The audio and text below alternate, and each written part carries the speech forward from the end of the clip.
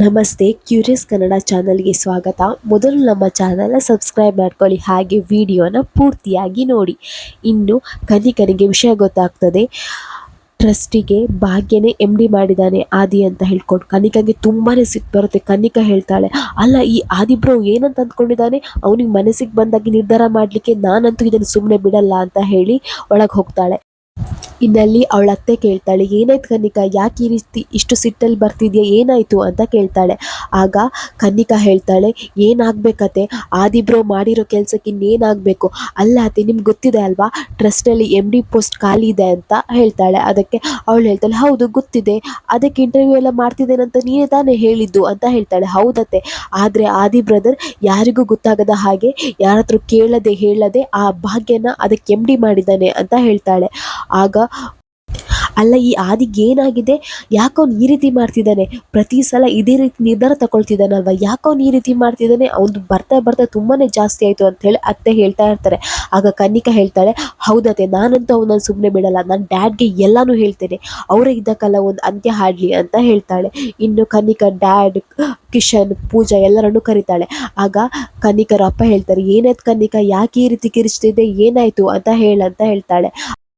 ಆಗ ಕನ್ನಿಕಾ ಹೇಳ್ತಾಳೆ, ಆದಿ ಬ್ರದರ್ಗೆ ಮನೆಯವ್ರು ಯಾರೂ ಇಲ್ವಾ, ಹೇಳೋರು ಕೇಳೋರು ಯಾರೂ ಇಲ್ವಾ ಅಂತ ಅಂದ್ಕೊಂಡಿದ್ದಾನ, ಯಾಕೆ ಅವ್ನು ಈ ರೀತಿ ಮಾಡ್ತಿದ್ದಾನೆ, ಯಾಕೆ ಡ್ಯಾಡ್ ಈ ರೀತಿ ಮಾಡ್ತಿದ್ದಾನೆ ಅವನು ಅಂತ ಕೇಳ್ತಾಳೆ. ಆಗ ಆದಿಯವರ ಅಪ್ಪ ಹೇಳ್ತಾರೆ, ಅಲ್ಲ ಕನ್ನಿಕಾ ನೀನು ಏನಾಯಿತು ಅಂತ ಹೇಳಿದರೆ ತಾನೇ ನಮಗೂ ಗೊತ್ತಾಗೋದು, ನೀನು ಏನೂ ಹೇಳ್ದೆ ಇದೇ ರೀತಿ ಕಿರಿಚಾಡ್ತಿದ್ರೆ ನಮಗೆ ಗೊತ್ತಾಗುತ್ತೆ, ಮೊದಲು ವಿಷಯ ಏನಂತ ಹೇಳು ಅಂತ ಹೇಳ್ತಾಳೆ. ಆಗ ಕನ್ನಿಕಾ ಹೇಳ್ತಾಳೆ, ಡ್ಯಾಡ್ ನಮ್ಮ ಟ್ರಸ್ಟಿಗೆ MD ಪೋಸ್ಟ್ ಖಾಲಿ ಇದೆ ಅಂತ ಗೊತ್ತಿದೆ ಅಲ್ವಾ, ಅದಕ್ಕೆ ಆದಿಬ್ರು ಆ ಭಾಗ್ಯನ MD ಆಗಿ ಅಪಾಯಿಂಟ್ ಮಾಡಿದ್ದಾನೆ, ಅದು ನಮ್ಮ ಹತ್ರ ಯಾರ ಹತ್ರನೂ ಕೇಳದೆ ಅಂತ ಹೇಳ್ತಾರೆ.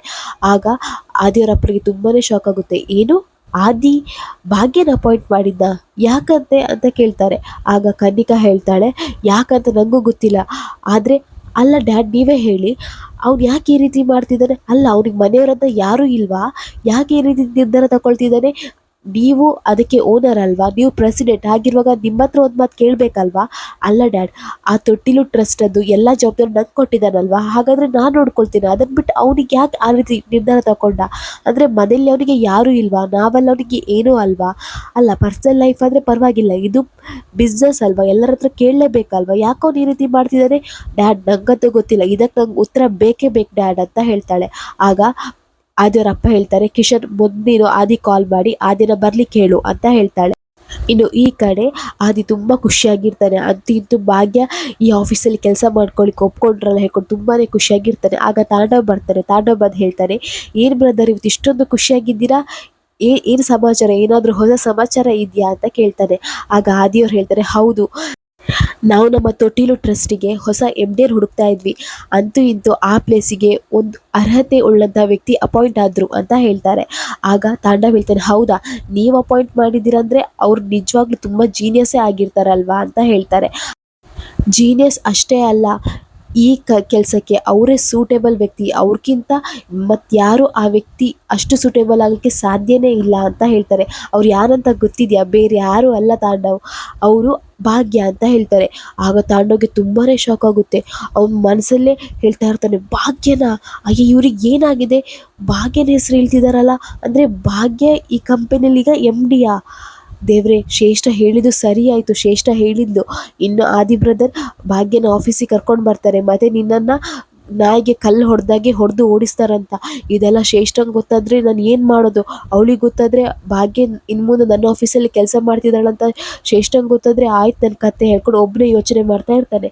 ಆಗ ಆದಿ ಹೇಳ್ತಾನೆ, ಬ್ರದರ್ ಏನು ಯೋಚನೆ ಮಾಡ್ತಿದ್ದೀರಾ, ನಿಮ್ಗೆ ಖುಷಿ ಆಯ್ತಲ್ವಾ ಅಂತ ಕೇಳ್ತಾರೆ. ಆಗ ತಾಂಡವ್ ಹೇಳ್ತಾನೆ, ಅಯ್ಯೋ ಹೌದು ಬ್ರದರ್ ತುಂಬಾ ಖುಷಿ ಆಯಿತು, ನನಗಂತೂ ಅರ್ಗಿಸ್ಕೊಳ್ಳಿಕ್ಕೆ ಆಗ್ತಾ ಇಲ್ಲ, ಅಷ್ಟು ಖುಷಿ ಆಯ್ತು ಅಂತ ಹೇಳ್ತಾರೆ.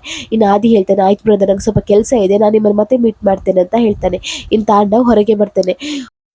ಅವನಿಗಂತೂ ತುಂಬಾ ಸಿಟ್ಟು ಬರ್ತಾ ಇರ್ತದೆ, ಅಲ್ಲ ಈ ಆದಿ ಬ್ರದರ್ ಯಾಕೆ ಈ ರೀತಿ ಮಾಡ್ತಿದ್ದಾರೆ, ನನಗಂತೂ ಒಂದು ಅರ್ಥ ಆಗ್ತಿಲ್ಲ, ಯಾಕೆ ಇವರು ಈ ರೀತಿ ಎಲ್ಲ ಮಾಡ್ತಿದ್ದಾರೆ, ಯಾಕೆ ಆ ಗೂಬೆನ ತಂದು ಅವ್ರ ಹತ್ರ ಬಿಟ್ಕೊಳ್ತಿದ್ದಾರೆ, ಒಂದು ಅರ್ಥ ಆಗ್ತಿಲ್ಲ. ಈ ತೊಟ್ಟಿಲು ಟ್ರಸ್ಟಿಗೆ ಅವಳು MD. ಅಯ್ಯೋ ಏನಾಗ್ತಿದೆ ಇಲ್ಲಿ. ಶ್ರೇಷ್ಠಂಗ್ ವಿಷಯ ಗೊತ್ತಾದರೆ ಅಷ್ಟೇ ನನ್ನ ಕತೆ. ನಾನು ಭಾಗ್ಯ ಇನ್ನು ಒಂದೇ ಆಫೀಸಲ್ಲಿ ಕೆಲಸ ಮಾಡ್ತೇವಂತ ಶ್ರೇಷ್ಠಂಗೆ ಗೊತ್ತಾದರೆ ನನ್ನನ್ನಂತೂ ಬಿಡೋದೇ ಇಲ್ಲ ಅಂತ ಹೇಳ್ತಾ ಇರ್ತಾನೆ. ಇನ್ನು ಈ ಕಡೆ ಭಾಗ್ಯನಿಗೆ ಅವರ ಸ್ಟಾಫ್ ಅವರ ತೊಟ್ಟಿಲು ಟ್ರಸ್ಟನ್ನು ತೋರಿಸ್ತಾ ಇರ್ತಾರೆ. ನೋಡಿ ಮೇಡಮ್, ಇದೇ ನಮ್ಮ ಟ್ರಸ್ಟ್. ಡೈಲಿ ಬೆಳಿಗ್ಗೆ ನಾಡಗೀತೆಯೊಂದಿಗೆ ಇದು ಶುರುವಾಗುತ್ತೆ. ನಾಡಗೀತೆ ಹಾಡಿ ಎಲ್ಲ ಕೆಲಸಗಳು ಶುರುವಾಗುತ್ತೆ. ಇದೆಲ್ಲ ಆದಿ ಬ್ರದರ್ ಅವರ ತಂದೆ ಮಾಡಿದಂಥ ರೂಲ್ಸ್. ಇಲ್ಲಿ ಮಕ್ಕಳಿಗೆ ಓದಿನ ಜೊತೆಗೆ ಎಲ್ಲಾನು ಕಲಿಸಿಕೊಡ್ತೇವೆ. ಅವರಿಗೆ ಡ್ಯಾನ್ಸ್ ಆಗಿರ್ಬೋದು, ಡ್ರಾಯಿಂಗ್, ಸ್ಪೋರ್ಟ್ಸ್ ಎಲ್ಲನೂ ಕಲಿಸಿಕೊಡ್ತೇವೆ. ಅಷ್ಟೇ ಅಲ್ಲ, ಇಲ್ಲಿಗೆ ಯಾವ ಡೊನೇಷನು ಬರಲ್ಲ, ಏನು ಫೀಸ್ ಕೂಡ ತಗೊಳ್ಳಲ್ಲ. ಮತ್ತು ಎಲ್ಲ ಟೀಚರ್ಸ್ ಯಾರೆಲ್ಲ ಫ್ರೀ ಇರ್ತಾರೆ ಅವರೆಲ್ಲ ಬಂದು ಇಲ್ಲಿ ಕೆಲಸ ಮಾಡ್ತಾರೆ. ಒಂದೊಂದು ದಿನ ಒಂದೊಂದು ಟೀಚರ್ಸ್ ಇರ್ತಾರೆ, ಗೌರ್ಮೆಂಟ್ ಆಫೀಸರ್ ಅವ್ರು ಇರ್ತಾರೆ. ಅವ್ರಿಗೆ ಪುರ್ಸೋದಾದಾಗ ಅವ್ರಿಗೆ ಫ್ರೀ ಟೈಮಲ್ಲಿ ಬಂದಿಲ್ಲಿ ಟೀಚ್ ಮಾಡಿ ಹೋಗ್ತಾರೆ. ಇಲ್ಲಿ ಖಾಲಿ ಓದ್ತಾನೆ ಇರು ಅಂತ ಹೇಳಿ ಯಾರೂ ಅವರನ್ನು ಫೋರ್ಸ್ ಮಾಡಲ್ಲ. ಅವ್ರಿಗೇನಿಷ್ಟನೋ ಅದೆಲ್ಲ ಮಾಡ್ತಾರೆ. ಇದೆಲ್ಲ ಆದಿ ಬ್ರದರ್ ಅವರ ತಂದೆಯದೇ ನಿರ್ಧಾರ ಅಂತ ಹೇಳ್ತಾರೆ. ಆಗ ಭಾಗ್ಯನಿಗೆ ತುಂಬಾ ಖುಷಿ ಆಗುತ್ತೆ. ಎಷ್ಟು ಒಳ್ಳೆ ಡಿಸಿಷನ್ ಅಲ್ವಾ. ಈಗಿನ ಕಾಲದಲ್ಲಿ ಫೀಸ್ ಡೊನೇಷನ್ ಕೊಟ್ಟು ಇಷ್ಟೆಲ್ಲ ಹೇಳಿಸಿಕೊಡಲ್ಲ ಅಂಥದ್ರಲ್ಲಿ ಇವ್ರು ಏನೂ ತಗೊಳ್ಳೋದೆ ಇಷ್ಟು ಚೆನ್ನಾಗಿ ಹೇಳಿಕೊಡ್ತಿದ್ದಾರಲ್ಲ, ಗ್ರೇಟ್. ಈ ಕಂಪನಿಯಲ್ಲಿ ನಾನು ಕೆಲಸ ಮಾಡ್ತಿದ್ದೇನಲ್ಲ, ನಂಗೆ ತುಂಬಾ ಖುಷಿ ಆಗ್ತಿದೆ ಅಂತ ಹೇಳ್ತಾ ಇರ್ತಾಳೆ. ಇನ್ನು ಈ ಕಡೆ ಆದಿ ಮನೆಗೆ ಬರ್ತಾನೆ. ಮನೆಗೆ ಬಂದಾಗ ಎಲ್ಲರೂ ಕೂತ್ಕೊಂಡಿರ್ತಾರೆ. ಆಗ ಆದಿ ಹೇಳ್ತಾನೆ, ಏನಾಯಿತು ಎಲ್ಲ ಈ ರೀತಿ ಕೂತ್ಕೊಂಡಿದ್ದೀರಲ್ಲ, ಏನಾದರೂ ಮಾತಾಡಿ ಅಂತ ಹೇಳ್ತಾನೆ. ಆಗ ಕನ್ನಿಕಾ ಹೇಳ್ತಾಳೆ, ನೀನು ಯಾಕೆ ಭಾಗ್ಯನ MD ಪೋಸ್ಟಿಗೆ ಅಪಾಯಿಂಟ್ ಮಾಡಿದ್ದೀಯ ಅಂತ ಹೇಳ್ತಾರೆ. ಆಗ ಆದಿ ಹೇಳ್ತಾನೆ, ಓ ಇದು ವಿಚಾರನ ಅಂತ ಕೇಳ್ತಾರೆ. ಆಗ ಅವ್ರ ಅತ್ತೆ ಹೇಳ್ತಾರೆ, ಆದಿ ಮಾತು ತಪ್ಪಿಸ್ಬೇಡ, ಮೊದಲು ಹೇಳು ಯಾಕೆ MD ಪೋಸ್ಟಿಗೆ ಅಪಾಯಿಂಟ್ ಮಾಡಿದ್ದೀಯ ಅಂತ ಹೇಳ್ತಾರೆ. ಆಗ ಆದಿ ಹೇಳ್ತಾನೆ, ಅತ್ತೆ ಅವ್ರು ನನಗೆ ತುಂಬ ಸೂಟೇಬಲ್ ವ್ಯಕ್ತಿ ಅಂತ ಅನಿಸಿದ್ರು. ಅವ್ರಿಗಿಂತ ಈ ಪೋಸ್ಟಿಗೆ ಯಾರೂ ಸೂಟ್ ಆಗಲ್ಲ ಅಂತ ಅನಿಸಿದ್ರು. ಅದಕ್ಕೆ ನಾನು ಅವರನ್ನು ಈ ಪೋಸ್ಟಿಗೆ ಅಪಾಯಿಂಟ್ ಮಾಡಿದೆ ಅಂತ ಹೇಳ್ತಾನೆ. ಆಗ ಆದಿಯವರ ಅಪ್ಪ ಹೇಳ್ತಾರೆ, ಅಲ್ಲ ಆದಿ, ನೀನು ಈ ಕಂಪನಿಗೆ ಹೊಸಬ್ನ ಅಲ್ಲ ತಾನೇ, ನಿನಗೆ ಗೊತ್ತಿಲ್ವಾ ಕಂಪನಿ ಪ್ರೊಸೀಜರ್ ಹೇಗೆ ಅಂತ ಹೇಳಿ. ಯಾರಾದರೂ ಅಪಾಯಿಂಟ್ ಮಾಡುವಾಗ ಇಡೀ ಬೋರ್ಡ್ ಮೆಂಬರ್ಸ್ ಅವ್ರ ಹತ್ರ ಕೇಳಬೇಕು, ಅವರ ಡಿಸಿಷನ್ ಮೇಲೆ ಕೇಳಬೇಕು ಅಲ್ವಾ ಅಂತ ಹೇಳ್ತಾರೆ. ಇನ್ನು ಕನ್ನಿಕಾ ಹೇಳ್ತಾಳೆ, ಹೌದು, ಆದರೆ ನೀನು ರೆಸ್ಯೂಮೆ ತಗೊಂಡಿದ್ಯಾ, HR ಹತ್ರ ರೆಸ್ಯೂಮೆ ಕಳಿಸಿದ್ಯಾ, ಅದೂ ಇಲ್ಲ. ನಿಂಗೆ ಇಷ್ಟ ಬಂದಾಗೆಲ್ಲ ಮಾಡ್ತೀಯಲ್ಲ ಬ್ರದರ್, ಏನಿದು ನಿಂದು. ಅಲ್ಲ ನಿಂಗೆ ಗೊತ್ತಿಲ್ವಾ, ನೀನು ಮಾತ್ರ ಈ ಕಂಪನಿಗೆ ಓನರ್ ಅಲ್ಲ, ಅಪ್ಪ ಪ್ರೆಸಿಡೆಂಟ್ ಅಲ್ವಾ. ಅವ್ರ ಹತ್ರ ಒಂದು ಮಾತು ನೀನು ಕೇಳಬೇಕಲ್ಲ. ಅಷ್ಟೇ ಅಲ್ಲ, ನಮ್ಮ ಹತ್ರನೂ ಯಾರ ಹತ್ರನೂ ಕೇಳಲಿಲ್ಲ. ನಿಮಗೆ ಪ್ರತಿ ಒಂದ್ಸಲ ಕಂಪನಿಗೆ ಯಾರೇ ಒಂದು ಅಪಾಯಿಂಟ್ ಆದಾಗ ನಾವು ಎಲ್ಲರೂ ಡಿಸಿಷನ್ ಮಾಡಬೇಕಲ್ಲ, ನಮ್ಮೆಲ್ಲ ಡಿಸಿಷನ್ ಆದಮೇಲೆ ತಾನೇ ಅಪಾಯಿಂಟ್ ಆಗೋದು. ಇದು ಮುಂಚೆಯಿಂದ ಬಂದ ರೂಲ್ಸ್ ಅಲ್ವ, ಇದು ಎಲ್ಲರಿಗೂ ಅಪ್ಲಿಕೇಬಲ್ ಆಗುತ್ತೆ. ಹಾಗಿರುವಾಗ ನೀನು ನಮ್ಮ ಹತ್ರನೂ ಹೇಳದೆ, ಡ್ಯಾಡ್ ಹತ್ರನೂ ಹೇಳದೆ ಈ ರೀತಿ ಮಾಡಿ ತಪ್ಪಲ್ವಾ. ಯಾಕೆ ಈ ರೀತಿ ಮಾಡಿದಿ, ಅದು ಆ ಭಾಗ್ಯನ, ಅವಳಿಗೇನು ಅರ್ಹತೆ ಇದೆ ಅಂತ ಹೇಳಿ ನೀನು ಅವಳನ್ನು ಸೆಲೆಕ್ಟ್ ಮಾಡಿದ್ದಿ, ಅದು ನಮ್ಮ ಹತ್ರ ಒಂದು ಮಾತು ಕೇಳದೆ ಅಂತ ಹೇಳ್ಕೊಂಡು ಬೈತಾ ಇರ್ತಾಳೆ. ಆಗ ಆದಿಯವರ ಅಪ್ಪ ಹೇಳ್ತಾರೆ, ಹೌದಾದಿ, ನೀನು ಮಾಡಿ ತಪ್ಪು ನೋಡು. ಹೌದು, ಭಾಗ್ಯ ಒಳ್ಳೆ ವ್ಯಕ್ತಿ, ಅವಳು ಈ ಪೋಸ್ಟಿಗೆ ಸೂಟೇಬಲ್ ವ್ಯಕ್ತಿ. ನಂಗೆ ಗೊತ್ತಿದೆ ಅವಳ ಗುಣ ಏನು, ಅವಳೆಂತ, ಅವಳಿಗೆ ಎಲ್ಲರೂ ನಂಗೆ ಗೊತ್ತಿದೆ. ಆದರೆ ಬೋರ್ಡ್ ಮೆಂಬರ್ಸ್ಗೆ ಗೊತ್ತಿದೆಯಾ, ಇಲ್ಲ ತಾನೇ. ನಮಗೆ ನಮ್ಮದೇ ಆದ ಪ್ರೋಟೋಕಾಲ್ ಇದೆ, ಅದ್ರ ಪ್ರಕಾರನೇ, ಆ ಪ್ರೊಸೀಜರ್ ಪ್ರಕಾರನೇ ನಾವು ಯಾವುದೇ ಒಂದು ಕ್ಯಾಂಡಿಡೇಟನ್ನು ನಾವು ಅಪಾಯಿಂಟ್ ಮಾಡಬೇಕಲ್ವಾ. ಹಾಗಿರುವಾಗ ನೀನು ಯಾಕೆ ಅದನ್ನು ಮೀರಿದ್ಯಾ, ನಿನಗೆ ಗೊತ್ತಿಲ್ವಾ ಕಂಪನಿ ಪಾಲಿಸಿ ಹೇಗಂತ ಹೇಳಿ. ನೋಡು, ಈಗ ನೀನು ಭಾಗ್ಯನಿಗೆ ಎಲ್ಲ ರೀತಿಯಲ್ಲಿ ಹೇಳು, ಯಾವ ರೀತಿ ಪ್ರೊಸೀಜರ್ ಎಲ್ಲ ಹೇಳಿ ಅವಳು ಇಂಟರ್ವ್ಯೂ ಕೊಟ್ಟು ಆಮೇಲೆ ಅವಳನ್ನು ಅಪಾಯಿಂಟ್ ಮಾಡೋಣ ಅಂತ ಹೇಳ್ತಾಳೆ. ಆಗ ಆದಿಗೆ ತುಂಬಾ ಬೇಜಾರಾಗುತ್ತೆ. ಇನ್ನು ಕನ್ನಿಕಾ ಹೇಳ್ತಾಳೆ, ಅಷ್ಟೇ ಅಲ್ಲ, ಆಲ್ ಓವರ್ ಕರ್ನಾಟಕ ನಾವು ನಮ್ಮ ಕಂಪನಿಯಲ್ಲಿ ಒಂದು ಪೊಸಿಷನ್ ವೇಕೆನ್ಸಿ ಇದೆ ಅಂತ ಹೇಳಿ ಎಲ್ಲರಿಗೂ ಹೇಳೋಣ, ಒಂದು ನೋಟಿಸ್ ಹಾಕೋಣ. ಎಲ್ಲರೂ ಕ್ಯಾಂಡಿಡೇಟ್ಸ್ ಬರಲಿ, ಯಾರಿಗೆ ಆ ಪೋಸ್ಟ್ ಸೂಟ್ ಆಗುತ್ತೆ ಅಂತ ಹೇಳಿ ನಾವು ನೋಡೋಣ. ಯಾರಿಗೊತ್ತು, ಭಾಗ್ಯನ್ಕಿಂತ ಒಳ್ಳೆ ಕ್ಯಾಂಡಿಡೇಟ್ ನಮಗೆ ಸಿಕ್ಕಿದ್ರೂ ಸಿಗ್ಬೋದಲ್ಲ. ಭಾಗ್ಯನೂ ಬರಲಿ, ಅವಳು ಇಂಟರ್ವ್ಯೂಯಲ್ಲಿ ಪಾರ್ಟಿಸಿಪೇಟ್ ಮಾಡಲಿ, ನೋಡೋಣ. ಅವಳಿಗೆ ತಾಕತ್ತಿದ್ರೆ ಅವಳು ಇಂಟರ್ವ್ಯೂ ಪಾಸ್ ಮಾಡ್ತಾಳೆ. ಆದರೆ ಬ್ರದರ್, ನೀನಂತೂ ಬರಲಿಕ್ಕಿಲ್ಲ ಬ್ರೋ, ನೀನಂತೂ ಅವಳಿಗೆ ಇಂಟರ್ವ್ಯೂಗೆ ಹೆಲ್ಪ್ ಮಾಡಲಿಕ್ಕಿಲ್ಲ. ಹಾಗಾಗಿ ಇಂಟರ್ವ್ಯೂ ಆಗುವಾಗ ನೀನಂತೂ ಆಫೀಸಿಗೆ ಬರಲಿಕ್ಕಿಲ್ಲ. ನೋಡೋಣ, ಅವಳು ಬೋರ್ಡ್ ಮೆಂಬರ್ಸ್ ಕೇಳೋ ಕ್ವಶನಿಗೆ ಆನ್ಸರ್ ಕೊಡ್ತಾಳಾ, ಇಂಟರ್ವ್ಯೂ ಪಾಸ್ ಆಗ್ತಾಳೆ, ಎಲ್ಲ ನೋಡೋಣ ಅಂತ ಹೇಳ್ತಾರೆ. ಆಗ ಆದಿಯವರಪ್ಪ ಹೇಳ್ತಾರೆ, ಹೌದು ಕರೆಕ್ಟ್, ಕನ್ನಿಕಾ ಹೇಳಿದ್ದು ಕರೆಕ್ಟ್, ಹಾಗೇನೆ ಮಾಡೋಣ ಅಂತ ಹೇಳ್ತಾರೆ. ಆಗ ಆದಿ ಹೇಳ್ತಾನೆ, ಅದು ಅಪ್ಪ ಆಯಿತು, ಹಾಗಾದರೆ ನಾನು ಅದನ್ನು ಫೋನಲ್ಲಿ ಹೇಳಿದರೆ ಸರಿ ಆಗಲ್ಲ, ನಾನು ಈಗಲೇ ಅವ್ರ ಮನೆಗೆ ಹೋಗಿ ಎಲ್ಲ ವಿಚಾರ ಹೇಳಿ ಬರ್ತೇನೆ ಅಂತ ಹೇಳ್ತಾನೆ. ಆಗ ಆದಿ ಹೇಳ್ತಾನೆ, ಆಯ್ತು ನಾನು ಈಗಲೇ ಅವ್ರ ಮನೆಗೆ ಹೋಗ್ತೇನೆ ಅಂತ ಹೇಳಿ ಹೋಗ್ತಾನೆ. ಇನ್ನು ಈ ಕಡೆ ಭಾಗ್ಯ, ಕುಸುಮ, ಸುನಂದ, ತನ್ವಿ, ಗುಂಡ ಎಲ್ಲರೂ ತುಂಬ ಖುಷಿಯಾಗಿರ್ತಾರೆ. ಆಗ ಕುಸುಮ ಹೇಳ್ತಾಳೆ, ಅಲ್ಲ ಭಾಗ್ಯ, ನೀನು ಇವತ್ತು ಅಲ್ಲಿಗೆ ಹೋಗಿದ್ಯಲ್ಲ, ನಿಂಗೆ ತುಂಬ ಖುಷಿ ಆಯ್ತಾ? ಅಲ್ಲಿ ಮಕ್ಕಳೆಲ್ಲ ಚೆನ್ನಾಗಿ ಮಾತಾಡ್ಸಿದ್ರ ನಿನ್ನ ಹತ್ರ ಅಂತ ಕೇಳ್ತಾರೆ. ಆಗ ಭಾಗ್ಯ ಹೇಳ್ತಾರೆ, ಹೌದತ್ತೆ, ನಂಗಂತೂ ತುಂಬಾ ಖುಷಿ ಆಯ್ತು. ನಾನು ಆದಿಯವರಿಗೆ ಎಷ್ಟು ಥ್ಯಾಂಕ್ಸ್ ಹೇಳಿದ್ರು ಸಾಲುದಿಲ್ಲ. ಅಷ್ಟು ಒಳ್ಳೆ ಜಾಗದಲ್ಲಿ ನಾನು ಕೆಲಸ ಮಾಡ್ತೇನೆ ಅಂತ ಎಣಿಸಿದ್ರು ನಂಗೆ ತುಂಬಾ ಖುಷಿ ಆಗ್ತಿದೆ ಅಂತ ಹೇಳ್ತಾರೆ. ಇನ್ನು ಕುಸುಮ ಹೇಳ್ತಾಳೆ, ಅದೇನೋ MD ಪೋಸ್ಟ್ ಅಂದೆ ಅಲ್ಲ, ಅದರಲ್ಲಿ ಏನು ಕೆಲಸ ಇರುತ್ತೆ ಅಂತ ಹೇಳ್ತಾಳೆ.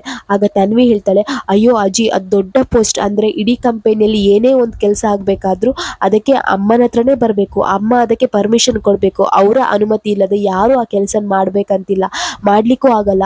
ಎಲ್ಲದಕ್ಕೂ ಅವ್ರು ಹೇಳಿಯೇ ಎಲ್ಲರೂ ಆ ಕೆಲಸ ಮಾಡಬೇಕು, ಅವರೇ ಮೇನ್ ಅಂತ ಹೇಳ್ತಾರೆ. ಆಗ ಸುನಂದ, ಕುಸುಮಂಗೆ ಎಲ್ಲರಿಗೂ ತುಂಬಾ ಖುಷಿ ಆಗ್ತಾ ಇರ್ತದೆ. ಇನ್ನು ಆದಿ ಬರ್ತಾನೆ. ಆದಿ ಬಂದಾಗ ಕುಸುಮ ಹೇಳ್ತಾಳೆ, ಫ್ರೆಂಡು ಬಾ ಬಾ ಅಂತ ಹೇಳ್ತಾಳೆ. ಫ್ರೆಂಡು, ನಿನ್ನ ಬಗ್ಗೆನೇ ಮಾತಾಡ್ತಿದ್ವಿ, ನೀನೇನು ಇವಳಿಗೆ ಕೆಲಸ ಕೊಡಿಸಿದಿ ಅಂತೆಲ್ಲ, MD ಪೋಸ್ಟ್, ಅದೆಷ್ಟು ದೊಡ್ಡ ಪೋಸ್ಟ್ ಅಂತೆ. ತನ್ವಿ ನಮಗೆಲ್ಲ ಹೇಳ್ತಿದ್ಲು, ಅಂದರೆ ಏನೇ ಕೆಲಸ ಆಗಬೇಕಾದ್ರೂ ಭಾಗ್ಯನ ಹತ್ರ ಕೇಳಿಯೇ ಆಗಬೇಕಂತೆ, ಎಲ್ಲ ನಿಮ್ಮಿಂದನೇ ಅಲ್ಲ, ನೀನೇ ಫ್ರೆಂಡು ಇಷ್ಟೊಳ್ಳೆ ಕೆಲಸ ಕೊಡಿಸಿದ್ದು ಅಂತೇಳ್ಕೊಂಡು ತುಂಬ ಖುಷಿಯಾಗಿರ್ತಾರೆ. ಇನ್ನು ಸುನಂದನೂ ಹೇಳ್ತಾಳೆ, ಹೌದಾ ಆದಿಯವರೇ, ನೀವೇ ಅಲ್ವಾ ಇಷ್ಟೊಳ್ಳೆ ಕೆಲಸ ಕೊಡಿಸಿದ್ದೀರಾ, ಥ್ಯಾಂಕ್ ಯು ಸೋ ಮಚ್ ಆದಿಯವ್ರು ಹೇಳ್ಕೊಂಡು ಮನೆಯವರೆಲ್ಲರೂ ತುಂಬ ಖುಷಿಯಾಗಿರ್ತಾರೆ. ಆಗ ಆದಿ ಮನಸ್ಸಲ್ಲೇ ಅಂದ್ಕೊಳ್ತಾನೆ, ಅಯ್ಯೋ ನಾನೀಗ ಹೇಗೆ ಹೇಳಲಿ, ಇವ್ರು ಈ ಕೆಲಸದ ಬಗ್ಗೆ ಇಷ್ಟೊಂದು ಆಸೆ ಇಟ್ಕೊಂಡಿದ್ದಾರೆ, ಇಷ್ಟೊಂದು ನಿರೀಕ್ಷೆ ಇಟ್ಕೊಂಡಿದ್ದಾರೆ, ಆದರೆ ನಾನು ಈಗ ಹೇಗೆ ಹೇಳಲಿ, ನಿಮ್ಗಿನ್ನೂ ಆ ಕೆಲಸ ಸಿಗಲಿಲ್ಲ ಅಂತ ಏನು ಹೇಳಲಿ, ಯಾವ ರೀತಿ ಹೇಳಲಿ, ನನಗೊಂದು ಅರ್ಥ ಆಗ್ತಿಲ್ಲ. ಆದರೆ ಇದನ್ನು ನಾನು ಅವರಿಗೆ ಹೇಳಲೇಬೇಕು. ನೀವು ಇಂಟರ್ವ್ಯೂ ಪಾಸ್ ಮಾಡಬೇಕು, ನಮ್ಮ ಪ್ರೋಟೋಕಾಲಲ್ಲಿದೆ, ಅದನ್ನು ನೀವು ಕಂಪ್ಲೀಟ್ ಮಾಡಬೇಕು. ಆಮೇಲೆ ಇಂಟರ್ವ್ಯೂ ಇರುತ್ತೆ, ಅದನ್ನು ನೀವು ಪಾಸ್ ಮಾಡಬೇಕು. ಇದೆಲ್ಲ ಆದಮೇಲೆ ನಿಮ್ಗೆ ಆ ಕೆಲಸ ಸಿಗೋದು. ಇದನ್ನು ನಾನು ಇವರಿಗೆ ಹೇಗೆ ಹೇಳಲಿ ಹೇಳ್ಕೊಂಡು ಯೋಚನೆ ಮಾಡ್ತಾ ಇರ್ತಾನೆ. ಆಗ ಭಾಗ್ಯ ಕೇಳ್ತಾಳೆ, ಏನಾಯ್ತು ಆದಿಯವರು, ಏನು ಯೋಚನೆ ಮಾಡ್ತಿದ್ದೀರಾ ಅಂತ ಕೇಳ್ತಾಳೆ. ಆಗ ಆದಿ ಹೇಳ್ತಾನೆ, ಅದು ಅಂದರೆ ಇವಾಗ ನಿಮ್ಗೆ ಆ ಕೆಲಸ ಸಿಗಲಿಲ್ಲ, ನೀವು ನಮ್ಮಲ್ಲಿ ಬಂದು ಇಂಟರ್ವ್ಯೂ ಪಾಸ್ ಮಾಡಬೇಕು, ನಮ್ಮ ಬೋರ್ಡ್ ಮೆಂಬರ್ಸ್ ಎಲ್ಲ ಒಪ್ಪಬೇಕು, ಅದಾದಮೇಲೆ ನಿಮಗೆ ಅಪಾಯಿಂಟ್ಮೆಂಟ್ ಲೆಟ್ರ್ ಬರುತ್ತೆ ಅಂತ ಹೇಳ್ತಾನೆ. ಆಗ ಭಾಗ್ಯಂಗೆ ತುಂಬಾ ಬೇಜಾರಾಗುತ್ತೆ. ಅಲ್ಲ ಆದಿಯವರೇ, ನಾನೇನಾದರೂ ನಿಮ್ಮ ಹತ್ರ ಹೇಳಿದ್ದೆ ನನಗೆ ಕೆಲಸ ಕೊಡಿಸಿ ಅಂತ, ನೀವೇ ಕೆಲಸ ಕೊಟ್ಟು ಆಸೆ ತೋರಿಸಿ ಈ ರೀತಿ ಹೇಳ್ತಿದ್ದೀರಲ್ಲ ಆದಿಯವರೇ, ನನಗೇನು ಬೇಡ ಆದಿಯವರು, ಇನ್ನು ಮುಂದೆ ನನ್ನ ಲೈಫಲ್ಲಿ ನೀವು ಬರಬೇಡಿ, ಇನ್ನು ಮುಂದೆ ಯಾವುದಕ್ಕೂ ನನಗೆ ಹೆಲ್ಪ್ ಮಾಡೋಕ್ಕೂ ನೀವು ಬರಬೇಡಿ, ನನ್ನಿಂದ ದೂರನೇ ಇದ್ದುಬಿಡಿ ಆದಿಯವರೇ ಅಂತ ಹೇಳ್ಕೊಂಡು ತುಂಬಾ ಅಳ್ತಾ ಇರ್ತಾಳೆ. ಇನ್ನು ಆದಿಗೆ ತುಂಬಾ ಬೇಜಾರಾಗುತ್ತೆ. ಇಲ್ಲಿಗೆ ಈ ವಿಡಿಯೋ ಮುಗಿಯುತ್ತೆ. ನಮ್ಮ ಕ್ಯೂರಿಯಸ್ ಕನ್ನಡ ಚಾನಲ್ನ ಸಬ್ಸ್ಕ್ರೈಬ್ ಮಾಡ್ಕೊಳ್ಳಿ.